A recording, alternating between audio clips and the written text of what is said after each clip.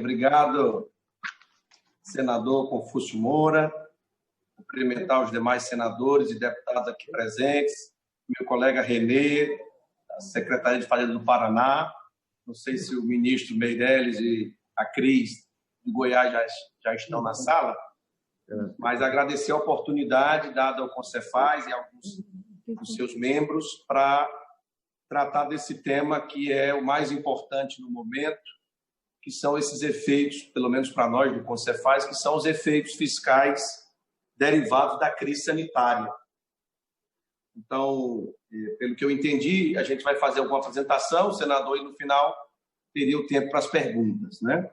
Eu passei uma apresentação, não sei se a assessoria conseguiu transmitir, mas, de todo modo, enquanto não colocam aí no ar, eu já poderia pontuar algumas questões.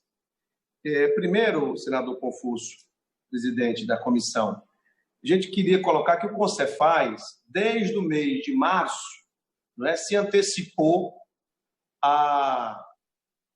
digamos assim, ao que viria pela frente e já fez o alerta ao governo federal do tamanho do impacto na arrecadação dos entes subnacionais que nós teríamos em função da crise sanitária. Então, se eu não me engano, a nossa primeira manifestação foi no dia 16 de março, quando já colocamos de forma bem clara para a sociedade, para o Congresso também, que a gente já previa quedas superiores a 20% na arrecadação dos entes subnacionais e que isso poderia superar 30% no mês mais crítico.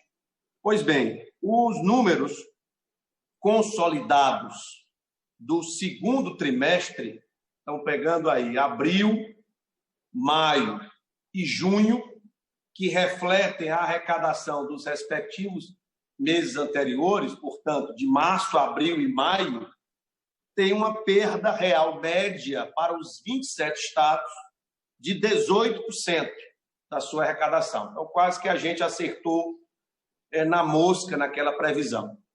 Ocorre que, mesmo com a retomada das atividades econômicas, o efeito na queda da arrecadação ele continua. Por quê? Porque a crise econômica, na verdade, ela não é derivada apenas do fato das atividades econômicas estarem suspensas, mas pelo próprio comportamento dos agentes econômicos que ficam com o pavor da doença, obviamente, o temor, e terminam alterando o seu comportamento de consumo e, portanto, isso reflete na arrecadação. Então, mesmo vendo uma melhora no mês de junho em relação ao mês de maio, a nossa estimativa, a nossa projeção é de que essas perdas continuem nos próximos meses. Portanto, qualquer comparação que a gente possa fazer entre as perdas dos estados e as ajudas, que já foram aprovadas pelo Congresso Nacional e implementadas pelo governo federal, na nossa visão, tem que levar em consideração a projeção até o final do ano. Então, esse é um ponto importante na análise, porque a gente tem visto algumas análises olhando só o mês individualmente. Tipo, no mês de maio, a perda foi tantos bilhões e a lei complementar 173 aportou tantos bilhões.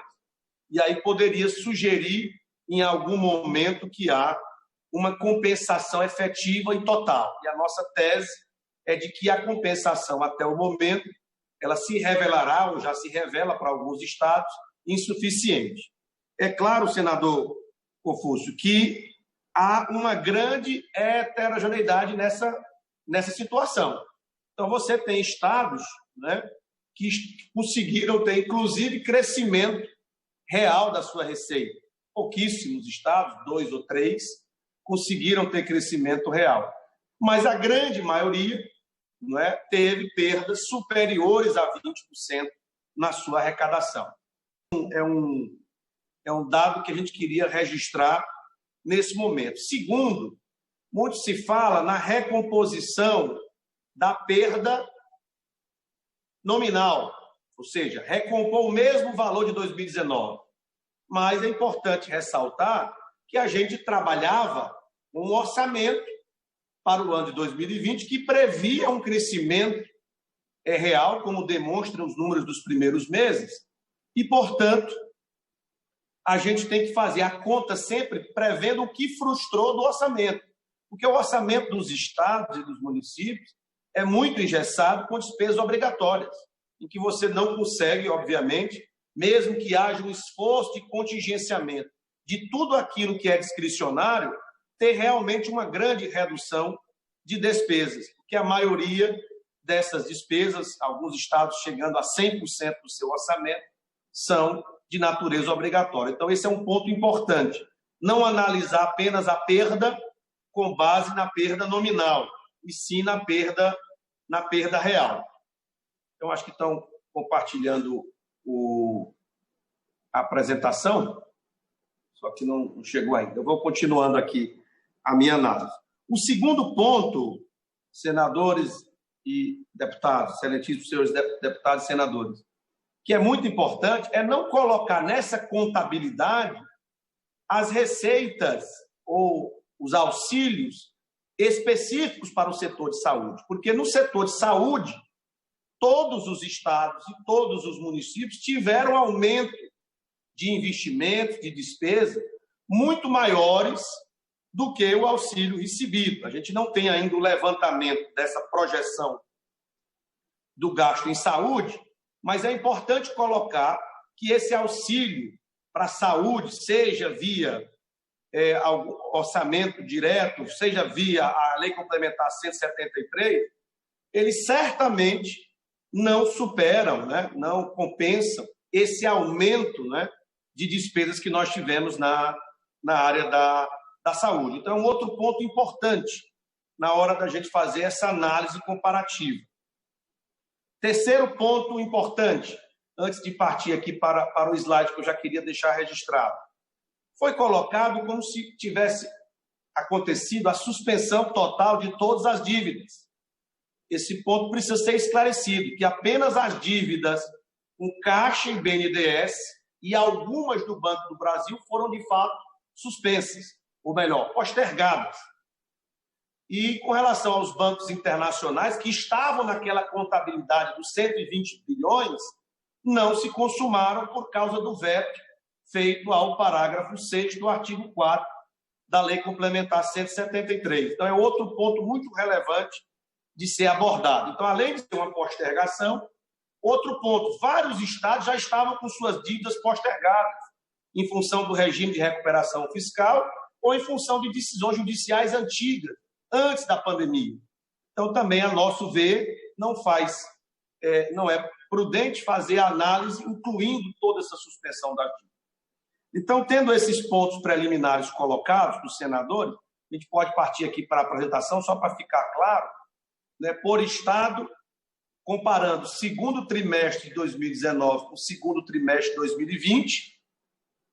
Faltam ainda 2 estados, a arrecadação de junho ainda não tinha sido informada, mas aí você vê aquilo que eu coloquei, a heterogeneidade do comportamento das receitas. Então, teve tanto estados que tiveram perdas acima, não é? No caso, você tem que desconsiderar Acre e Amapá, porque não estão com a arrecadação de junho.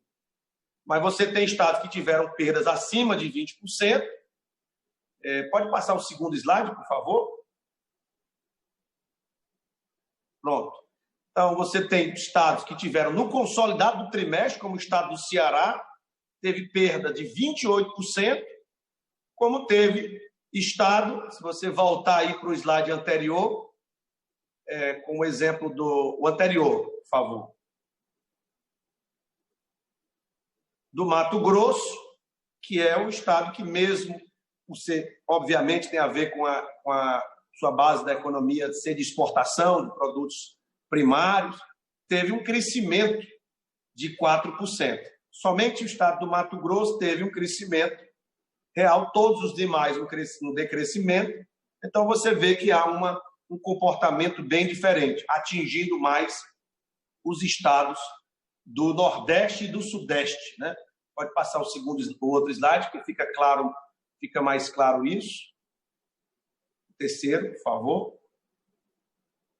Então, você vê aí perdas substanciais no Nordeste, Sudeste e Sul. e alguns estados da região norte também tendo perdas ainda maiores. Então, esses são dados consolidados do ICMS, repetindo, a perda real, ou seja, considerando também a inflação. Podemos passar para o próximo? Com relação ao FPE, houve a compensação nominal, a recomposição nominal por 4 meses, em torno aí de 4 bilhões de reais para estados e em torno de 5 bilhões para municípios. Mas a gente tem que considerar que foi uma recomposição nominal, aquilo que eu falei no começo.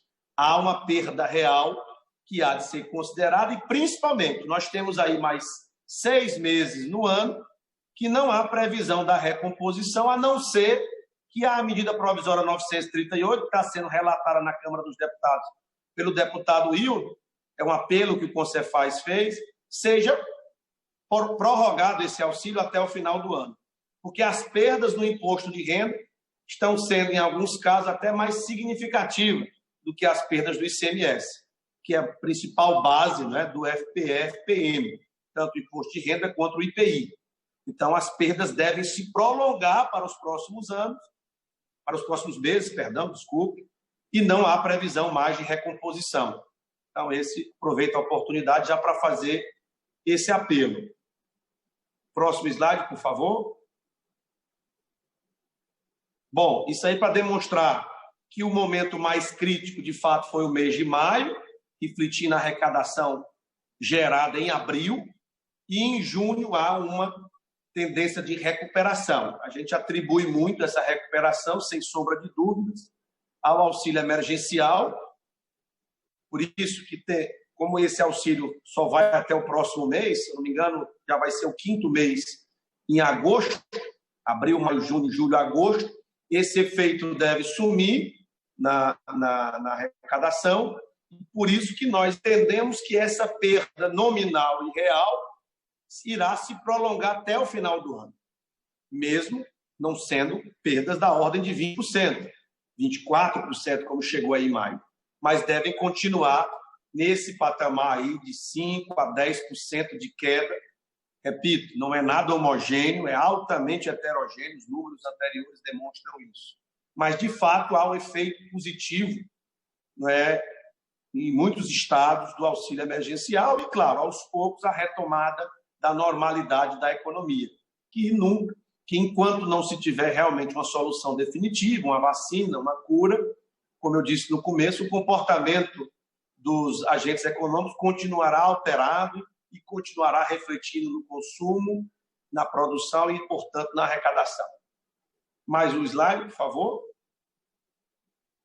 Bom, a questão das dívidas foi o que eu coloquei. Quando você tira a suspensão das dívidas dos bancos internacionais e retira aqueles estados que já estavam encaminhados à suspensão das suas dívidas por causa do regime de recuperação fiscal, o impacto é de apenas 15 bilhões. Se você contar com São Paulo, vai para 24 bilhões.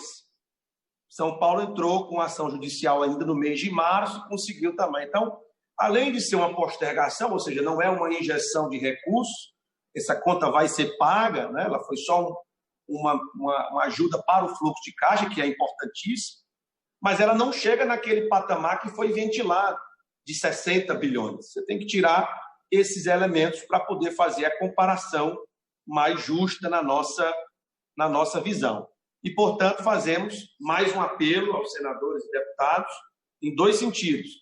Primeiro, na rejeição ao veto do parágrafo 6º do artigo 4º da Lei Complementar 173, que é o que garantiria a suspensão das dívidas internacionais. A Secretaria do Tesouro Nacional argumentou que os bancos internacionais iriam classificar isso como um default, como um calote, mas não é isso que acontece na prática, porque a União ela honraria o aval, como ela já faz com vários estados, seja por decisão judicial, seja pelo regime de recuperação fiscal, e, portanto, os bancos internacionais não seriam prejudicados e o Estado brasileiro não entraria em default. Apenas os estados deixariam esse ano de pagar essas contragarantias e seriam pagos nos anos posteriores. Então, isso é muito importante, a rejeição a esse veto. E também pedir, entrar na pauta, uma dívida muito relevante, são a dívida com precatórios. Então, há um pleito do Concefaz para que haja suspensão do pagamento dos precatórios esse ano e a ampliação do prazo, como o Senado já aprovou, até 2028, só que não houve a inclusão dos precatórios alimentares, que são os maiores. Então, nós fazemos esse apelo, né, ao parlamento também, que seria muito importante para ajudar ao funcionamento, né, dos serviços públicos nos estados ainda nesse ano. O último slide, por favor. Pronto, pessoal. Agradecer mais uma vez a atenção de todos. Procurei aí me ater ao tempo, até porque talvez a parte mais importante seja o debate. E certamente meus colegas secretários irão completar os pontos abordados. Muito obrigado, presidente Confúcio. Bom dia a todos. Obrigado. Muito obrigado, secretário Rafael Taja Fonteles, do Estado do Piauí, que representa aqui o Concefaz. O Henrique Meirelles, ele está na casa dele, tentando lá, com muita dificuldade, entrar e digitar o link nosso. Está tentando. E a Cristiane Schmidt, lá de Goiás, foi chamada pelo governador, mas ela disse que vamos tocando aqui, que ela entra durante a nossa audiência, né? Então, vamos passar a palavra para o doutor René Oliveira Garcia Júnior, secretário de Fazenda do Estado do Paraná. No tempo de 15 minutos, doutor René. Fique bem à vontade.